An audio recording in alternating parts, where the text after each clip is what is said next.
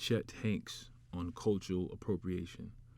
Why are we so caught up on this idea of theft and stealing?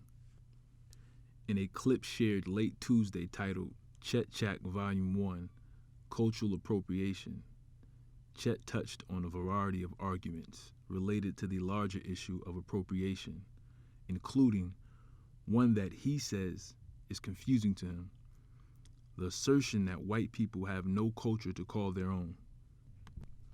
And he quotes, "That to me is confusing because just look at all the different varieties of European cultures.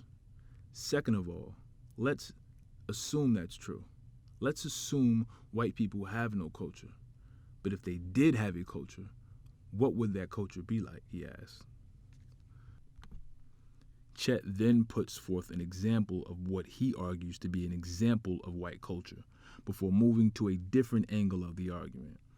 I imagine it to be something like, one example, snowboarding, like the culture surrounding snowboarding or motocross, where it's just like mostly white people.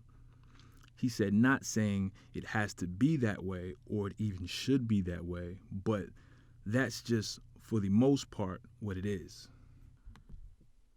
Backing off the sports-related examples, Chet decided to broach what he characterized as the hip-hop versus country issue.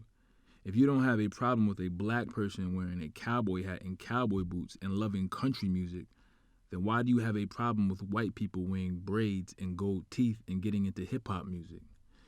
He said this whole idea of theft is crazy.